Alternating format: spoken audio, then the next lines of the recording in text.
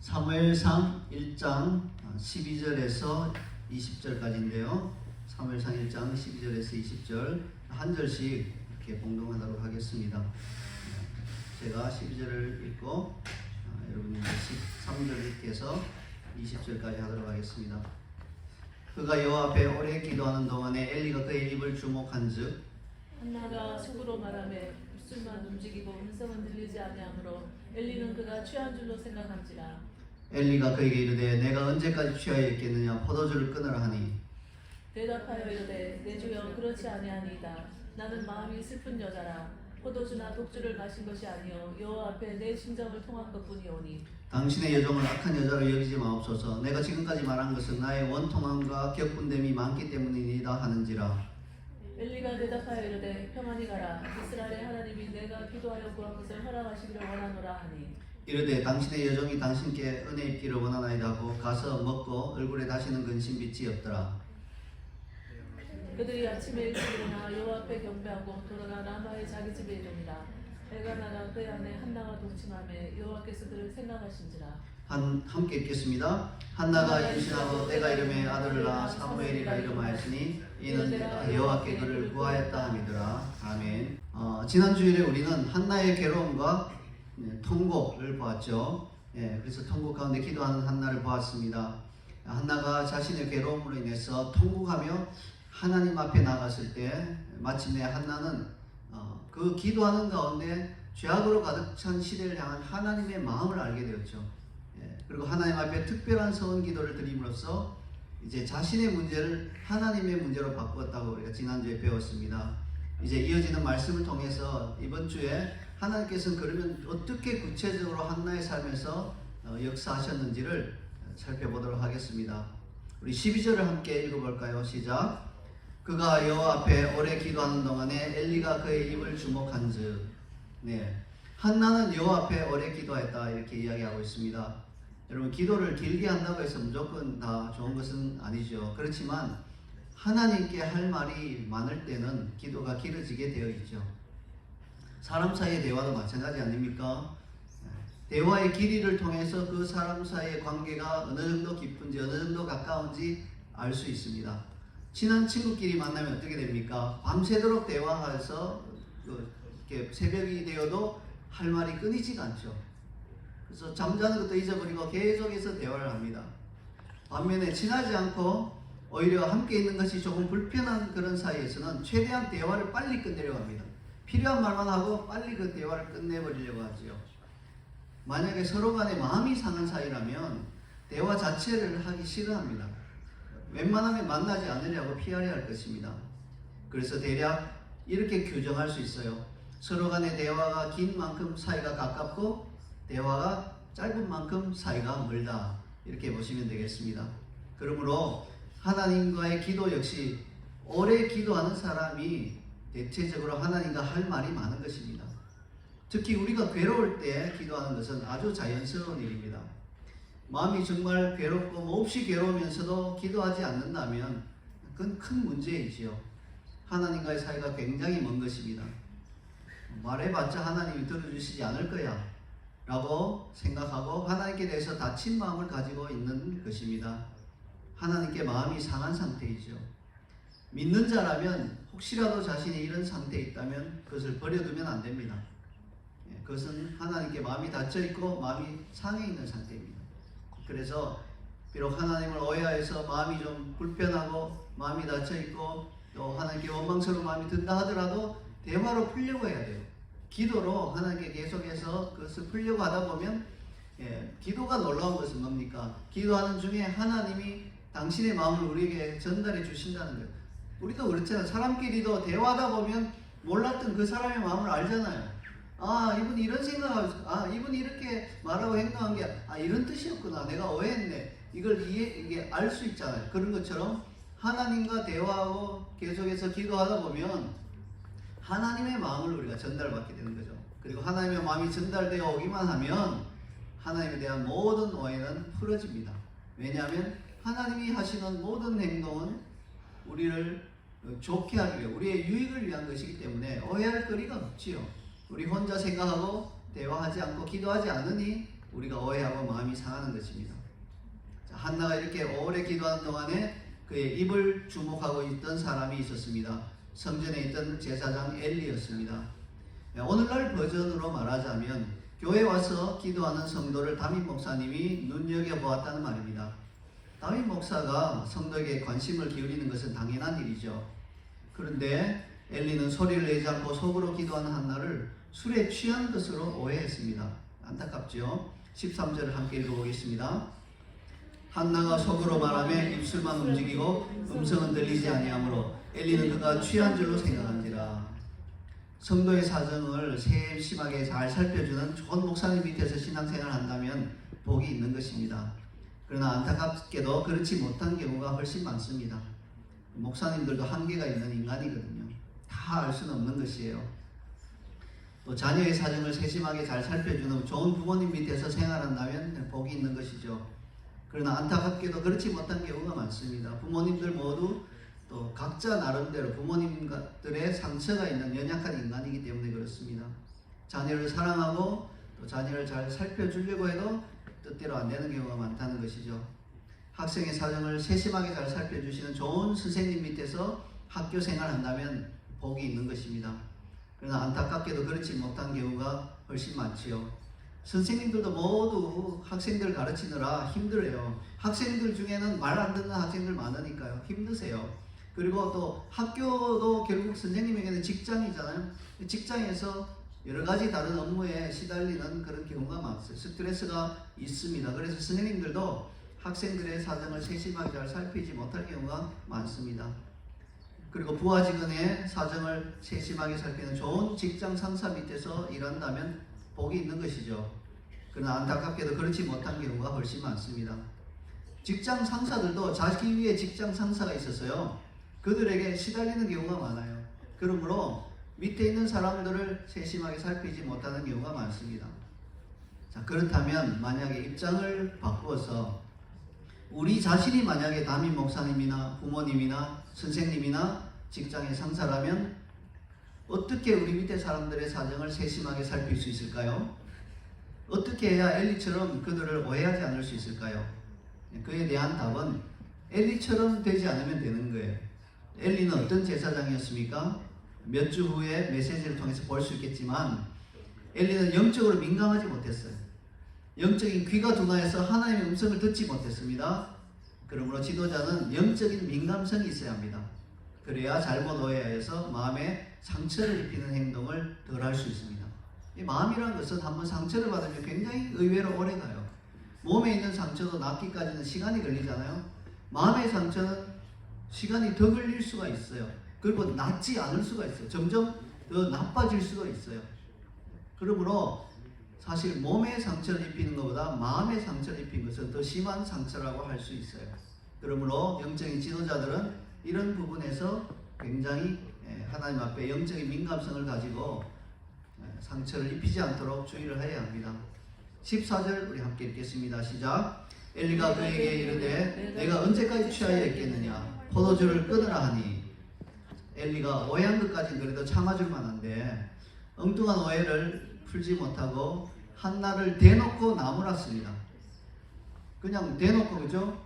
야, 포도주를 끊어 이렇게 나무란 거죠. 술 취했다고 생각하고요.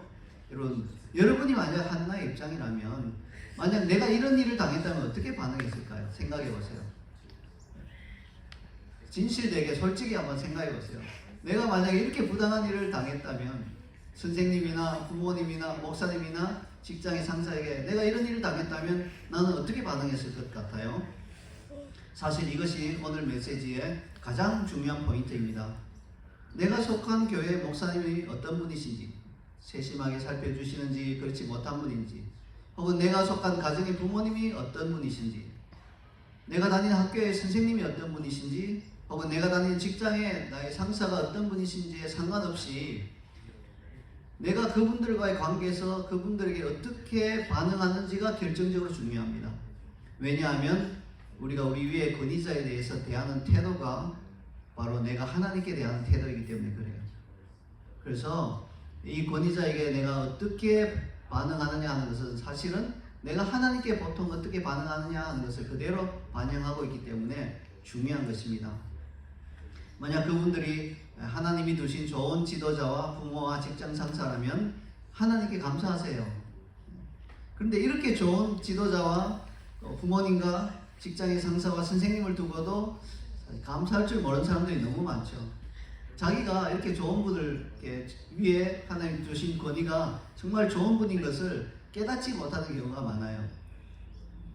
이런 경우는 좀 치료책이 있어요. 뭡니까? 저희 부부가 어렸을 때, 우리 애들이 어렸을 때 저희 부부가 사역차 중국으로 기억하는데요. 아마 이렇게 해외로 부부가 이렇게 가야 되는 상황이 발생했습니다. 두 아이들이 아직 어린데 좀 이제 곤란한 상황이 발생한 거죠. 그래서 그때 이제 모처에 저희가 아는 어떤 집에 이 두 아이들을 일주일간 맡겼습니다. 그리고 사역을 하고 잘 돌아와서는 이 아이들을 이제 다시 저희 집에 데리러 왔는데 아마 큰아들로 기억해요. 그렇게 말하더라고요. 와, 엄마 아빠 얼마나 좋은 부모님인지 이제 알았다고. 그 집에 갔더니 뭐 식사도 부실하고 뭐 대화도 별로 없는 것 같고 뭐 일주일 동안 너무 힘들었다는 거예요. 그래서 일주일 만에 돌아와서는 아이들이 감사의 고백을 하더라고요. 그래서 감사할 줄 모르는 아이들은요, 다른 집에 한 일주일 보내야 돼요. 물론 모든 면에서 우리 집보다 못한 집에 보내야 되겠죠. 그렇지 않으면 역효과가 나요. 갔다 와서는 나는 그 집에 가서 살고 싶어. 그 집이 너무 좋은데 그렇게 말할 수도 있어요. 그래서 우리가 좋은 부모님, 좋은 목자, 그리고 좋은 선생님, 좋은 직장 상사 밑에 있다면 늘 감사해야 돼요. 그래서 잊어버리지 말고 하나님께 감사하세요. 하나님 감사합니다. 이렇게 좋은 분을 두셔서 감사해요. 그렇게 감사하세요. 자, 그런데 문제는 그분들이 하나님 보시기에 좋지 않은 지도자거나 부모님이나 선생님이나 직장 상사일 수 있다는 거예요. 자, 이럴 때는 어떻게 합니까? 그래도 최선을 다해서 그분들을 공경하는 마음을 가지고 그분들을 섬겨야 합니다. 아무리 좋지 않은 권위자라 하더라도 배울 점이 전혀 없진 않아요. 배울 점이 좀 있습니다. 또 배울 점이 없다 하더라도 하나님이 나의 위에 두신 권위이므로 그 사실 하나로 공경해야 마땅합니다. 아무리 부모님이 뭐 내가 보기에 영 아닌 것 같아도 부모님이라는 사실 하나로 공경하셔야 돼요. 아무리 선생님이 뭐 나를 이유도 없이 그냥 힘들게 하고 하더라도 선생님이라는 사실 하나로 그분을 기본적으로 공경하는 마음을 가져야 합니다. 이것이 하나님이 우리에게서 바라시는 것이에요. 사도행전 23장 2절에서 5절을 보면 이런 사건이 나와요. 바울이 선교 여행을 하다가 이제 공회 앞에 서게 되었죠. 그때 2절부터 5절을 제가 읽어드릴게요. 대제사장 아나니아가 바울 곁에 서 있는 사람들에게 그 입을 치라며 하니, 바울의 그 복음을 변명하는 말을 듣고 있다가 대제사장이 자기가 가지고 있는 율법적인 마인드하고 너무 안 맞고 엉뚱한 소리를 하는 것 같으니까 바울 곁에 서 있는 사람한테 그를 치라 이렇게 명했어요. 사실 이것은요 굉장히 잘못된 일이에요. 공회에서는 사람을 치는 데가 아니에요. 공회는 그냥 듣고 판결하는 데요. 거기서 사람을 치는 것은 율법을 어기는 일이고 자기가 불법을 행하는 일이에요. 근데 대제사장이 막 분노를 참지 못하고 곁에 있는 사람에게 그 입을 치라 이렇게 명해서 막 이제 옆에 있는 사람이 아마 바울의 입을 친 것 같아요. 그랬더니 바울이 화가 났죠. 바울도 율법을 너무나 잘 알고 이것은 불법적으로 나를 친 것을 알잖아요. 그러니까 화가 나서 그 아나니아에게 이렇게 말한 거예요. 회칠한다며, 일종의 약간의 저주죠. 회칠한다며 하나님이 너를 치시리로다. 네가 나를 율법대로 심판한다고 앉아서 율법을 어기고 나를 치라느냐니. 바울이 한 말이 틀린 말이 하나도 없어요. 그렇죠. 너가 한 행위는 지금 율법을 어긴 행위다. 하나님이 그래서 너를 징계하실 것이다 라고 이렇게 화를 냈다기보다는 그 정당한 말을 한 거예요. 왜 나를 이렇게 치라느냐 이렇게 한 거예요. 그때 곁에 선 사람들이 이런 말을 했어요. 하나님의 대제사장을 내가 욕하느냐? 주어분은 대제사장이야. 어디서 감히? 이제 이렇게 옆에 사람이 말한 거죠. 그랬더니 바울이 즉시 그 마음의 자세를 달리하죠. 뭐라고 말합니까? 함께 한번 읽어볼까요? 밑줄 친 부분만 함께 읽을게요. 시작. 형제들아, 나는 그가 대제사장인 줄 알지 못하였노라. 기록하였으되 너의 백성의 관리를 비방하지 말라 하였느니라 하더라. 네, 바울은 이 사람이 자기를 치라한 이 사람이 대제사장인 것을 알고 자기 위에 하나님 주신 권위인 것을 알고 즉시 사과한 것이죠. 관리를 비판하지 말라고 한 그런 하나님의 말씀을 들어서 제가 모르고 그런 말을 했습니다. 알았더라면 그렇게까지 말하지 않았을 것입니다 라고 사과한 것이에요. 그래서 우리가 여기서 볼 수 있는 것처럼 아무리 그분들이 잘못된 그런 행동을 하고 또 오해를 하고 이렇게 하더라도 하나님이 주신 권위이기 때문에 그 권위 앞에 우리가 일단은 공경하고 순종해야 됩니다. 그러나 한계는 있죠.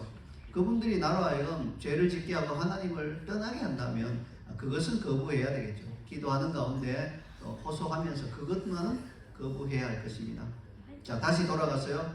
여러분이 만약 한나의 입장이라면 괴로워서 너무너무 힘들고 속으로 울음을 삼키며 조용히 하나님 앞에 마음을 쏟아놓고 기도하고 있는데 느닷없이 목사님이라는 분이, 제사장이라는 분이 포도주를 끊어 이렇게 하면서 호통친다면 여러분 어떻게 반응했을 것 같습니까? 오늘 우리가 배워야 할 중요한 영적 교훈은 바로 한나의 대답인 것입니다. 이런 억울한 상황에서 우리 대부분은 마음이 상하고 굉장히 많이 억울해하면서 힘들어합니다. 한 3박 4일은 가겠죠. 어떤 사람들은 막 일주일도 가고요. 어떤 사람은 평생 있잖아요. 사람 얼굴만 보면 그때는 호통쳤지. 이렇게 하는 거예요. 그렇게 반응하면 뭐 일반적인 반응이죠. 보통 세상 사람들이 하는 반응이에요. 그러나 하나님의 사람들은 반응이 다를 수 있고요. 달라야 합니다. 근데 이 세상 사람들 중에도요. 어떤 분들은 권위자에게 마구 대들기도 해요. 아니 나를 어떤 사람으로 보고 나는 술을 마신 적이 없는데 나에게 술 취했다고 해요. 이렇게 막 대들 수도 있어요. 그리고 그 사람을 피하고 싶어서 때로는 다시는 안 봤으면 하기도 합니다. 이건 세상 사람들 중에서도 좀 이렇게 좀 막 나가는 분들이죠. 격이 좀 낮은 분들. 근데 안타깝게도 교회 안에서도 세상 사람들 중에서도 이게 격이 낮은 반응을 하는 분들이 있다는 거예요. 지도자에게 막 대든다든지 대놓고 아니면 피해버리고 아예 교회를 떠나버리고 그분 안 만나면 되지 이렇게 한다는 거예요. 그래서 목사님께 상처받고 교회를 떠난 사람이 그렇게 많은 것이에요. 그 자체는 굉장히 안타깝지만 또 목사님이 잘못한 것이 분명할 수도 있지만 여러분 그렇다 하더라도 피하는 것으로 해결되지 않아요. 피하는 것으로 해결된다면 그 부모님이 이런 상황이라면 어떻게 될까요? 부모님이 나를 오해하고 야단치시고 내가 너무 부모님에 대해서 좀 힘들어할 때 그럼 부모님을 피해서 집을 나갈 수는 없잖아요. 내가 아직 독립할 나이가 아니니까. 이럴 때는 어떻게 하는 거예요? 그래서 교회를 떠나고 집을 나간다고 해서 문제가 해결되는 것이 아니라는 것을 아셔야 합니다.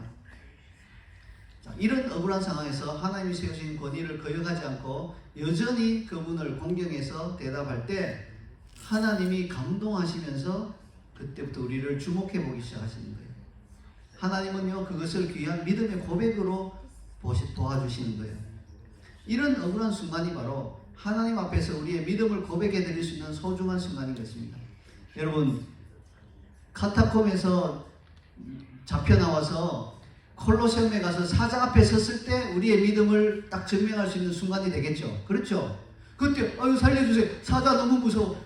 살려주세요. 나는 예수님 안 믿을래요. 하나님 안 믿을래요. 이렇게 하면 우리의 믿음은 가짜였다는 것이 드러날 거죠. 그러나 사자가 으르렁거리고 와도 주님을 부인하지 않으면 우리의 믿음이 진짜였다는 것이 드러나죠. 이것은 좀 극단적인 경우이지만 우리 위에 있는 권위자가 우리를 부당하게 오해하고 야단치고 호통칠 때 우리가 어떻게 반응하느냐가 바로 작은 규모에서 우리의 믿음을 드러내는 현장인 거예요.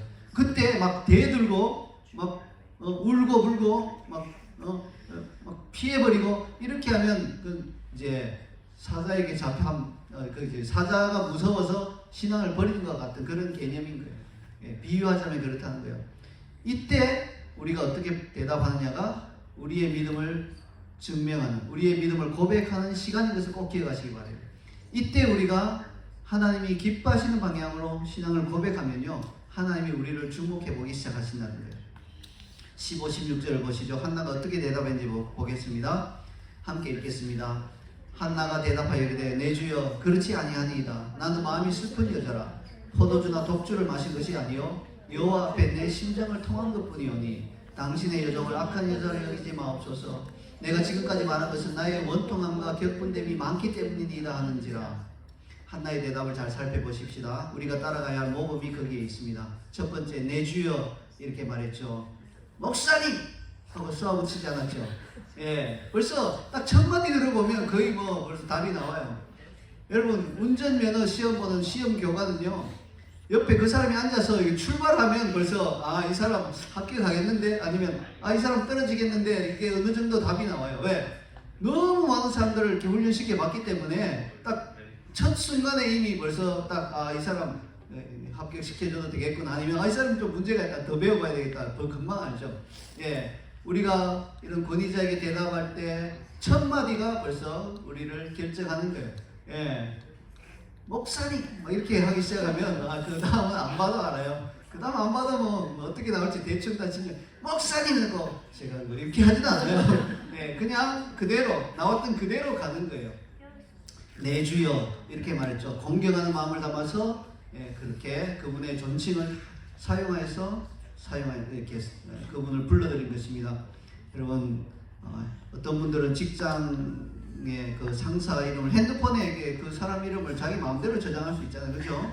예, 직장 상사한테 전화하면 화면에 뭐 나쁜 놈 이렇게 뜨고 이렇게 하면 벌써 그 마음의 태도가 잘못된 것이에요. 예. 뭐 아주 좋은 이름을 붙여 이건 아니지만 그런 식으로 벌써 마음의 태도 자체가 벌써 한마디 한 단어 표현 하나에 벌써 나오고 있는 것입니다. 두 번째는요, 그렇지 아니하니이다. 나는 마음이 슬픈 여자라 포도주나 독주를 마신 것이 아니요 여호와 앞에 내 심정을 통한 것뿐이오니. 뭡니까? 우물쭈물하며 사고 싶은 말을 하지 못하는 것이 아니라 엘리의 말이 오해라는 점과 자신의 입장을 분명히 밝혔습니다. 이것도 중요해요. 많은 경우에요, 우리는요, 우리가 해야 할 말을 정말 당당하게 하지 못하는 것이 큰 문제예요. 말하면 되는데 괜히 그냥 속으로만 꽁 해서 말하지 않아요. 애들이 많이 그렇죠. 부모님에게 섭섭한 일이 있으면 좀 와서 부모님께 딱 이렇게 이런 점이 좀 섭섭했어요 하고 말해주면 좋은데 그냥 자기 방에 들어가서 그냥 뭐 분노만 쌓고 있어요. 이런 것도 큰 문제입니다. 그래서 한나는 뭡니까? 자신의 입장을 당당하게 이야기했죠. 진솔하게 이야기했어요. 해야 할 말을 하지 않으면 상대방이 우리 입장을 알 길이 없습니다. 그래서 여러분, 해야 할 말은 하는 것입니다. 그래서 공경하는 태도로 부른 다음에 자기 입장을 이렇게 그대로 말해주는 것입니다. 당신이 오해라는 것을 말해주고 오해를 풀어드려야 됩니다. 그리고 나서 세 번째, 당신의 여종을 악한 여자를 여기지 마옵소서. 내가 지금까지 말한 것은 나의 원통함과 격분됨이 많기 때문이다. 간절한 호소가 동반되어야죠. 사람은요, 사무적으로 있는 사실만 말한다고 알아듣고 문제가 해결되지 않아요. 간절한 호소가 마음을 움직이는 거예요. 그래서 어떤 상황에서든지 그분의 어떤 마음을 움직일 수 있는 그러한 표현들, 그렇게 사용하는 것을 좀 연습을 해보시면 좋겠어요. 지난주에 말씀드렸지만 저희 차가 지금 폐차의 기로에 서 있습니다. 감사하게도 아직까지 폐차되진 않았대요. 폐차를 결정하진 않았대요. 주중에 검사하는 분이 연락이 와서 서로 대화한 다음에 폐차할지 아닐지를 결정한다고 합니다. 제가 근데 레터를 이미 써놨어요. 그 차가 우리 가족에게 얼마나 소중한 차였는지, 지난 10여 년 동안 얼마나 많은 추억이 있는 차인지, 그동안 내가 얼마나 잘 관리해서 그대로 폐차하기에는 얼마나 너무 아까운 차인가를 호소하는 레터를 써서 제가 보내놨습니다. 여러분, 그냥 이 차 폐차하지 말아주세요 이렇게 하는 걸로 보내는 것보다 이런 사연들을 내 감정을 담아서 호소할 때 상대방에게 어필이 되고 상대방이 그것을 보다 쉽게 받아들일 수 있다는 것입니다. 그러므로 우리가 이제 세 번째, 한나의 대답에서 알 수 있는 세 번째 원리가 뭡니까? 상대방의 마음을 움직일 수 있는 그런 말과 표현들을 사용해서 상대방에게 호소하라는 거예요. 막 큰 소리로 반항하고 이렇게 하라는 게 아니라 정말 그분의 입장에서 그분이 마음을 바꾸어주고 오해를 풀어줄 만한 그러한 말을 호소하는 심정으로 말해주라는 것입니다. 그럴 때 변화가 일어나는 것입니다. 자, 종합해보면요, 첫 반응이 중요하고요, 해야 할 말은 존중하는 자세를 유지하면서 해야 하고요, 그분의 마음을 움직일 수 있도록 진실한 감정을 담아서 호소해야 할 것입니다. 그러니까 17절에 어떤 일이 일어납니까? 17절 시작. 엘리가 대답하여 이르되 평안히 가라. 이스라엘의 하나님이 내가 기도하여 구한 것을 허락하시기를 원하노라 하니. 네, 잠언 15장 1절 말씀 그대로죠. 유순한 대답은 분노를 쉬게 해도 과격한 말을 노를 격동하느니라. 네, 이렇게 유순하게 대답했더니 분노를 쉬게 했죠. 엘리가 막 지금 분노해 있잖아요. 사실 아니 오해해서 분노한 거죠. 아니 이 거룩한 성전에 술 취한 여자가 지금 저기 앉아서 계속 술 주정하고 이렇게 오해하고 있잖아요. 근데 유순하게 대답했더니 분노가 쉬어졌죠. 아, 내가 오해했구나. 술 취한 게 아니고 여호와 하나님 앞에 격분됨이 많아서 오래 기도하고 있었던 거였구나라고 오해가 풀어진 거죠. 만약에 한나가 과격한 말로 반항하고 막 대항하면서 말했다면, 대답했다면 엘리의 노가 더욱더 격동될 수도 있죠. 그래서 결코 축복의 말이 그의 입에서 나오지 않았을 것입니다. 그리고 하나님은요, 저주의 말을 통해서 응답하지 않으세요. 하나님의 응답은 언제나 권위자를 통해서, 그리고 그의 축복의 말을 통해서 와요. 그렇기 때문에 우리가 권위자에게 잘 호소하고 그분의 마음을 움직이는 게 중요한 거예요. 그분이 화가 나서 저주의 말을 하면 누가 손해요? 그분도 손해긴 하죠. 나중에 하나님이 심판하실 거니까. 그러나 1차적인 손해는 내가 손해받는 거예요. 그분의 입에서 축복의 말이 나오면 내가 받을 수 있는 축복을, 그분이 화가 나서 저주의 말을 하면 내가 받지 못하고 잘못하면 그 저주를 받을 수 있기 때문에 내가 그분과 좋은 관계를 유지하고 그분의 마음을 움직여야 되는 이유가 여기 있다는 것입니다. 엘리는 한나에게 꼭 필요한 하나님의 응답을 전해주었습니다. 너무 감사한 일이죠. 사실 엘리가 영성이 뛰어난 제사장이었어가 아니라 하나님은 세우신 권위자를 사용하기 때문에 그렇습니다. 물론 그 권위자의 영성이 뛰어나면 하나님은 더 편하게 사용하실 수는 있죠. 그러나 그렇지 않다 하더라도 하나님은 원하시면 얼마든지 자신이 세운 권위자를 통해서 그렇게 사용하실 수 있는 것입니다. 요한복음 11장 51, 52절 보시죠. 예수님에 대해서 그 해의 대제사장이 이런 말을 했습니다. 이 말은 스스로 함이 아니요 그 해의 대제사장이므로 예수께서 그 민족을 위하시고 또 그 민족만 위할 뿐 아니라 흩어진 하나님의 자녀를 모아 하나가 되게 하기 위하여 죽으실 것을 미리 말함이로라. 이처럼 하나님이 세우신 권위는 자기가 모르게 한 말이 하나님께서 그 말을 가지고 응답하고 역사하시는 경우가 많다는 것입니다. 그래서 한나가 바르게 반응함으로 말미암아 엘리를 통해서 하나님의 응답을 받고 있습니다. 이렇게 하나님의 응답은 대부분의 그 경우 권위자를 통해서 옵니다. 왜 그럴까요? 그래야만 그것이 하나님의 응답인 것을 깨닫고 감사할 수 있기 때문에 그렇습니다. 타락하여서 부패한 혼을 가진 인간은 자기가 기도해온 것이 이루어져도 하나님의 응답인 것을 알지 못하거나 일부러 그것을 부인하기까지 해요. 그래서 하나님은 당신이 세운 권위자가 선포한 후에 응답을 주시는 것이죠. 그래야 그 사람이 하나님께 영광을 돌리고 그분의 응답이 축복이 될 수 있기 때문에 그렇습니다. 우리 18절 함께 읽겠습니다. 이르되 당신의 여종이 당신께 은혜 있기를 원하나이다고 가서 먹고 얼굴에 다시는 근심 빛이 없더라. 한나는 하나님의 이러한 방식을 잘 알고 있었습니다. 그래서 자기가 보기에 비록 영적으로는 민감하지 못한 그 제사장의 입에서 나온 말이지만 그것을 하나님의 응답으로 붙든 것이에요. 당신의 여종이 당신께 은혜 있기를 원하나이다. 이것을 두 글자로 줄이면 무슨 말일까요? 당신의 여종이 당신께 은혜 있기를 원하나이다. 두 글자로 줄여보세요. 쉽습니다. 아멘이에요. 아멘. 엘리의 입에서 나온 이 말, 축복의 말이잖아요. 엘리의 영성과 상관없어요. 엘리가 민감하냐 민감하지 못하냐 상관없어요. 좋은 축복의 말을 하나님의 말씀으로 믿고 아멘하고 붙든 거예요. 이게 한나의 믿음이죠. 우리는 어떻습니까? 우리는 저런 영성으로 무슨 보통 이런 생각이 들 수 있죠. 그러나 그것은 정말 믿음의 태도가 아닌 것입니다. 또한 우리는 아멘하고 뒤돌아서서는 마음속으로 안 될 것 같은데 아멘 이렇게 생각할 수도 있죠. 이런 경우에는 응답이 없거나 지체가 됩니다. 그러나 한나는 달랐습니다. 다른 것을 어떻게 표현했습니까? 아멘 하고 나서는 가서는 얼굴에 다시는 근심빛이 없었습니다. 앞서서 보았을 때는 먹기를 싫어했지만 이제는 하나님의 응답을 확신하고 편안히 먹었습니다. 앞서서는 얼굴에 괴로움이 가득했으나 이제는 하나님의 응답을 믿고 다시는 근심빛이 없었습니다. 근심이 완전히 사라졌다는 말입니다. 이런 한나에게 어떻게 하나님이 응답하지 않을 수 있겠습니까? 그렇죠. 우리 마지막 19, 20절을 보겠습니다. 그들이 아침에 일찍 일어나 여호와 앞에 경배하고 돌아가 라마의 집에 이르니라. 엘가나가 그의 아내 한나와 동침하며 여호와께서 그를 생각하신지라. 한나가 임신하고 때가 이르매 아들을 낳아 사무엘이라 이름하였으니 이는 내가 여호와께 그를 구하였다 하니더라. 여러분 19절에 보세요. 여호와께서 그를 생각하신지라. 여호와께서 우리를 생각해 주시는 것이 가장 중요합니다. 여호와께서 우리를 생각해 주시기만 하면 우리 인생의 모든 문제가 해결됩니다. 몇 년 전에 읽었던 기사가 생각납니다. 내전으로 황폐하게 된 아프간의 5살 꼬마인 무르타자는 아르헨티나 축구 국가대표팀 유니폼처럼 파란색 줄무늬에 메시 이름과 등번호 10번을 그려놓은 비닐봉지를 뒤집어 쓰고 축구를 했습니다. 동네에서 축구한 거죠. 그리고 그게 어떻게 인터넷에 사진으로 올라간 겁니다. 그랬더니 이게 돌고 돌아서 세계적인 축구스타 리오넬 메시로부터 진짜 메시의 사인이 담긴 유니폼을 선물 받았습니다.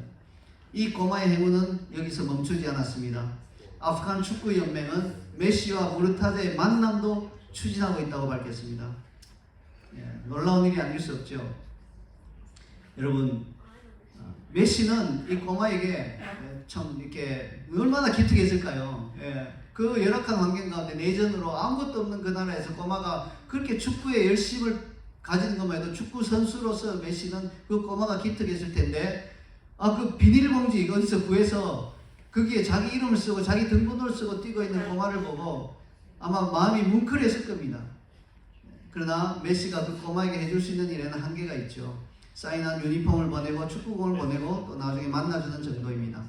그러나 하나님이 우리를 생각해 주시면 우리 인생은 완전히 달라질 수 있습니다. 여러분 생각해 보세요. 아프가니스탄에 무르타자 같은 꼬마가 무수히 많겠죠. 축구하고 동네에서 뛰어노는 아이들이 무수히 많을 것입니다. 그런데 왜 메시가 무르타자만 주목해서 생각해 주었을까요? 그가 한 재치 있는 특별한 행동 때문에 그렇죠. 한나도 그랬습니다. 한나는 하나님께 자신의 반응을 통해서 자신의 믿음을 하나님께 보여드린 것입니다. 그래서 하나님은 한나를 생각해 주셨고요. 한나에게 그토록 소망한 아들을 주셨습니다. 그때 당시에 한나밖에 없었을까요? 아이를 가지지 못하고 안타까워하던 사람들이요. 그러나 한나가 구체적으로 그 믿음의 반응으로 자신의 믿음을 보일 때 하나님은 그를 생각해 주셨습니다. 우리는 하나님이 우리를 생각하도록 지금 무슨 특별한 일을 하고 있나요? 여러분 오해하지 마세요. 우리가 어떤 특별한 일을 해야만 하나님이 우리를 생각해 주신다는 그런 뜻은 아니에요. 그러나 이 전적인 하나님의 은혜를 받기 위해서는 그래도 우리 편에서는 하나님이 우리를 생각해 주시도록 어떤 특별한 일을, 어떤 믿음의 일을 하는 것이 곧 우리의 믿음을 표현하는 행동입니다. 여기 미묘한 차이가 있어요. 아무것도 안 하고 하나님이 나를 봐주시겠지. 이거는 너무 무책임한 일이에요. 우리가 하나님의 은혜를 확신하면서 내가 이런 하나님께 믿음을 보여드릴 때 하나님이 나를 외면하지 않을 것이다. 하나님이 그분의 은혜를 내게 베풀어 주실 것이다. 나의 마음의 소원을 들어주실 것이다 라는 믿음을 가지고 어떤 특별한 믿음의 표현을 하는 것은 성경적이고 옳은 일입니다. 하나님께서 그것을 보시고 기뻐하시는 것입니다. 한나는 자신이 임신하고 아들을 낳은 것이 하나님의 응답인 것을 분명하게 확신했습니다. 그래서 아들의 이름을 사무엘이라고 지은 것이죠. 사무엘이라는 말은 하나님의 이름이라는 뜻입니다. 자신이 낳은 아들이 하나님의 응답이라는 것을 이름을 통해 간증한 것입니다. 이제 말씀을 맺습니다. 하나님이 우리 위에 세우신 권위들이 다 있습니다. 그리고 그분들이 우리를 어떻게 대하시는지는 우리가 사실 어떻게 할 수 있는 부분이 아니에요. 그러나 그분들이 우리를 어떻게 대하든 우리는 어떻게든지 존중하는 태도를 보여야 하겠습니다. 이것이 우리가 하나님께 드릴 수 있는 우리의 믿음의 고백입니다. 하나님께는 그것이 곧 하나님을 존중하는 태도인 것입니다. 사실상 그 권위가 나에게 가혹하게 대한다면 어쩌면 그것은 큰 기회일 수 있어요. 그때 그래도 그를 존중하면 반드시 하나님께서 나를 생각해 주실 것입니다. 지금 나를 힘들게 하는 권위자가 있습니까? 그를 통해 하나님이 나에게 복을 주게 하십시오. 한나처럼 반응하십시오. 우리 기도하며 나가도록 하겠습니다. 여러분 이 시간 우리 한번 받은 말씀을 새기면서 하나님 내가 나의 위에 세운 권위에 대해서 어떻게 반응하고 있습니까? 내가 한나처럼 반응하고 있습니까? 하나님이 나를 주목하시고 생각하실 만큼 그렇게 내가 나의 믿음을 표현하고 있습니까? 아니면 세상 사람들이 다 하는 반응처럼 분해하고 억울해하고 못 견뎌하고 피하고 싶은 그런 마음으로 반응하고 있습니까? 우리 한번 주님 앞에 우리의 마음의 태도를 바꿔달라고 기도하며 나가도록 하겠습니다. 함께 기도하겠습니다.